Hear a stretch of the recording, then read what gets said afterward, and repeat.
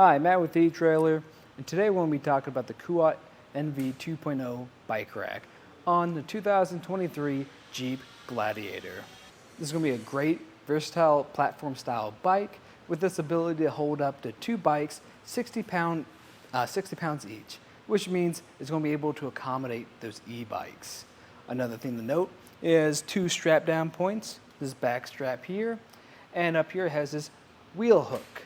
And if you notice, that's only on the tire and not the frame, which means they'll be able to accommodate not only carbon frame bikes, but alternative frame bikes as well. With this being a more premium style bike rack, it does come with additional features. One of those features is this tilt-away. All I have to do to access that is pull this lever here and let the bike rack fall towards me and let it set here. If I come back to my tailgate, I'll have access to it.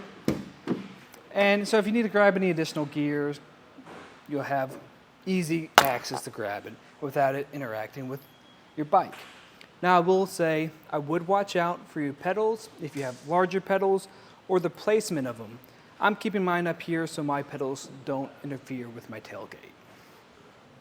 For the dimensions and how it interacts with our vehicle, it's going to give our Gladiator an additional 36 inches to the back of the vehicle. So that's a lot of extra space it's taken up. So you definitely be mindful if you're in any tight garages or tight parking spaces. Another thing to look at is its ground clearance. So from the back of it, the lowest point we're going to have is about 26.5 inches. And from our shank, we're going to have just about 17 inches. So that's a decent amount of clearance, but I'd always be mindful of going up any steep hills or any bumpy roads. With it folded up in the compacted position, we just have to pull this lever, the same one as earlier, and when we pull that lever, we just have to push this time and lock it up like that. And now if we do our how much space we have, we're going to have about 18.5 inches. So that's going to save us a lot more space, but always be mindful of how much room you have to park. With it in its folded up position, we'll have access to our bike repair stand. It sits on the very back, and to access it, all we have to do is open up this tab here. Now we can lift up to wherever we need it to be adjusted to and close it back down so it won't push back down with this tab closed. If we take a look up here, we'll have the ability to unscrew this, and it's going to open up enough for our frame to stick inside this bike repair stand, and we can tighten it to wherever we need it to be. And folding it up is the same process. Just make sure you tighten it down, push it back here so this tab is lined up with this hole here. Open up this tab and push down. As for how it's going to interact with your vehicle, it's going to block your license plates, and unfortunately it will block your backup cam. You might get a little bit of visuals from these two spots here, but the centerpiece is going to block a majority of what you can see. Now I recommend sticking to your mirrors or your back window. Now your tail lights will be completely visible, and so will your back window.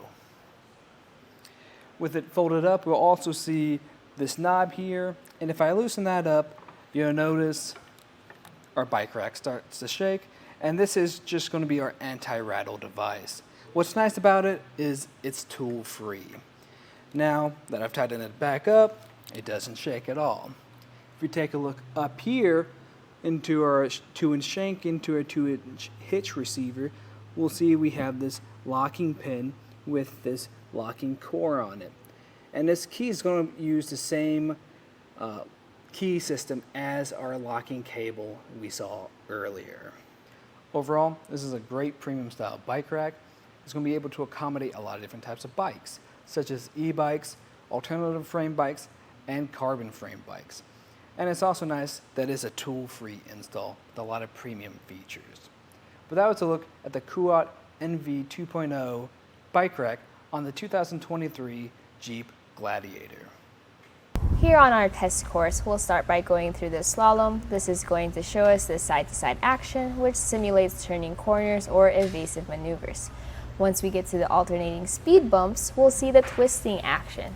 This will simulate hitting a curb or a pothole or driving over uneven pavement.